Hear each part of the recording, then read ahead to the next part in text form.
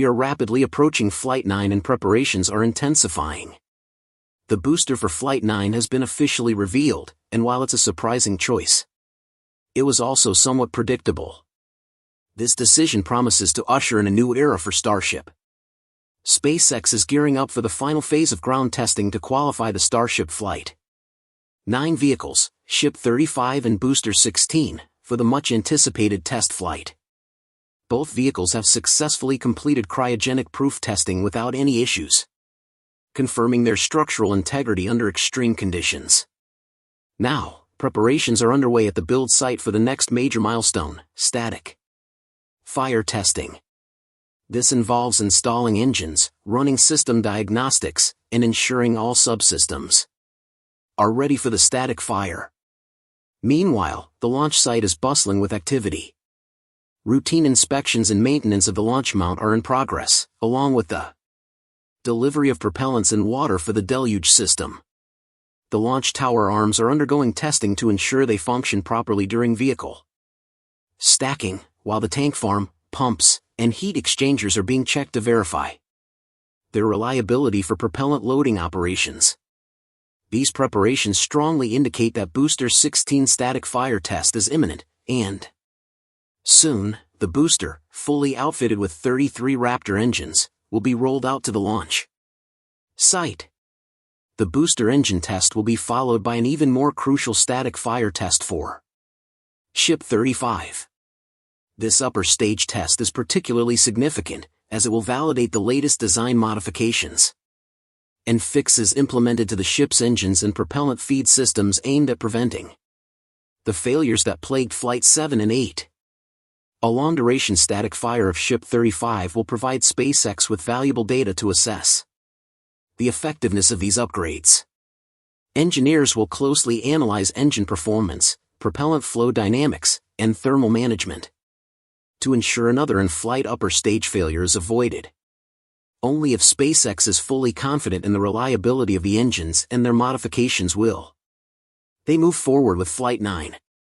In his latest post on X, Elon Musk revealed that SpaceX is finalizing the design of its next-generation Starship variant, known as V3 or Block 3. The primary goal of this upgrade is to enhance efficiency, reliability, and scalability for high-frequency launches. Alongside Musk's announcement, SpaceX has already begun assembling the first Block 3 prototype, with Ship 39 expected to lead the transition.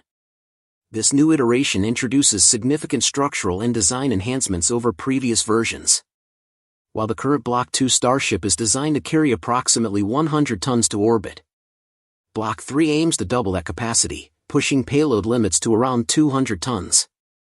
A major structural change is an increase in height by over 17 meters, expanding both the propellant tanks and payload bay to accommodate larger payloads.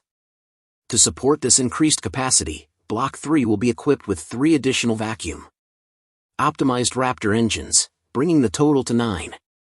This upgrade boosts total thrust by approximately 69%, providing the additional power necessary to lift heavier payloads while maintaining mission reliability.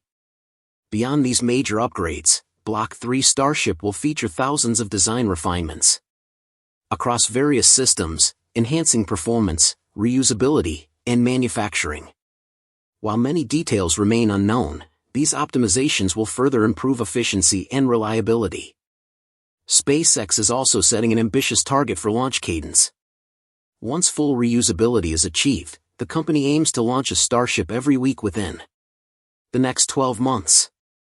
This rapid turnaround presents significant engineering and logistical challenges, demanding advancements in manufacturing, refurbishment, and operational efficiency. If successful, each weekly flight could deploy around 100 tons of payload into orbit, primarily in support of the Starlink network. As SpaceX fine-tunes Starship for near-term flights, work at Starbase continues at an intense pace, with significant advancements in the construction of the second orbital launch pad. One of the major developments is the construction of the flame trench, designed to channel exhaust away from the rocket during liftoff while withstanding extreme thermal loads, intense acoustic vibrations, and immense mechanical stresses. The first phase of concrete pouring for the flame trench was completed over a week ago, requiring nearly 350 concrete trucks to deliver the material. The process took approximately 2 days as crews meticulously poured and leveled the concrete. However, additional work remains, including further concrete layers to encase the rebars embedded in the trench floor. Along with the concrete work, construction of the trench sidewalls is also progressing. Over the past few weeks, multiple prefabricated steel wall sections have been delivered to the site, and assembly is now underway. These steel panels are being anchored in place, after which they will be filled with concrete to enhance structural rigidity and thermal resistance. Meanwhile, work continues at the Sanchez site, where SpaceX is assembling key infrastructure for the launch mount and flame diverter. The launch mount is currently being outfitted with large-diameter deluge water pipes and related components, which are crucial for cooling and sound suppression during ignition. However, several critical installations are still pending, including the booster hold-down clamps and the 20 outer booster quick disconnect mechanisms. These QDs will supply high-pressure gases to the Raptor engine preburners, initiating the turbo pump spin-up sequence before startup. Progress is also being made on the flame diverter system, with the water distribution channels now fully mounted onto its frame. Teams have started drilling precisely spaced holes into these channels, allowing water to be sprayed through them during engine ignition. This water will act as a thermal buffer, absorbing heat and mitigating the intense acoustic energy generated by the exhaust, while the diverter itself redirects the plume away from the vehicle and launch pad. While several months of work remain to complete the flame trench, install and integrate the diverter and launch mount, and bring the launch pad into full operation, SpaceX appears to be prioritizing the activation of the launch tower as soon as possible.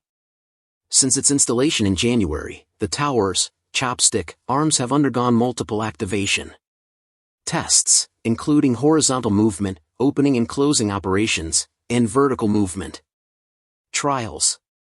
With each test, the arms were incrementally raised higher than before, stopping at different heights for system checks before returning to their resting position at the base of the tower. SpaceX has not officially stated why the booster will not be caught, but there are a few possible explanations. First, the launch tower's catching system may be undergoing upgrades, making it unavailable for Flight 9. Second, and perhaps more likely, SpaceX may be prioritizing the performance of the ship on this mission. Ensuring that the upper stage completes its full flight profile successfully could be the primary focus. By landing the booster in the ocean, SpaceX can simplify operations and direct more resources toward validating the ship's re-entry and landing procedures. Last week, the chopstick arms reached their maximum height for the first time, with multiple pauses for system verification during the ascent. Initially, SpaceX planned to catch the ship during the upcoming Flight 9 and installed catching lugs on Ship 35 with heavy reinforcements. However, before these preparations can move forward, the systems at the launch pad must be restored to full operational status. Following Flight 8, aside from minor issues like the vaporizer system malfunction and some debris scattering at the launch site, the key infrastructure such as the orbital launch mount, the launch tower, and the chopsticks appears to have sustained no major damage. With only minor repairs or component replaces needed, the launch pad should be ready to support the next Starship mission without significant delays. Additionally, for the launch to proceed as planned, SpaceX must complete the FAA-mandated mishap investigation following Flight 8. Addressing the issues from the 2 previous explosions is also a priority. However, since the problem encountered in Flight 8 closely resembles the anomaly from Flight 7, the resolution process is expected to be relatively swift. With all these factors in place, the next Starship launch is rapidly approaching, marking another critical step towards SpaceX's vision of full reusability and deep space missions. However, given the back-to-back upper stage anomalies during Flight 7 and 8, SpaceX will most likely postpone the ship catch attempt to Flight 10, directing Ship 35 for an ocean splashdown as in previous flight tests. Moreover, before attempting a ship catch, SpaceX needs data on how the catch lugs will perform under extreme re-entry stresses and heating to determine if further design adjustments are necessary. Flight 9 re-entry data will be crucial in deciding readiness for a catch attempt in Flight 10. While SpaceX has not provided official confirmation, the rapid progress and ongoing Pad B tower arm tests suggest a high likelihood of their use for ship recovery in Flight 10. Current developments suggest that all major mechanical and hydraulic components are installed and operational, raising the possibility that Tower 2 could catch a ship even if the pad infrastructure remains incomplete. However, extensive validation testing, including load-bearing assessments, actuation drills, and software integration tests must be conducted before SpaceX can gain full confidence in the system. And that's about it for today's episode. Thank you so much for tuning in, and that's all for today's update. If you enjoyed watching and found it useful, please make sure to subscribe to my channel and hit the like button. And if you want to support our channel and if you want to be up to date, you can become an exclusive member, so click on our perks through the link in the description below. Thanks to watching and see you next time.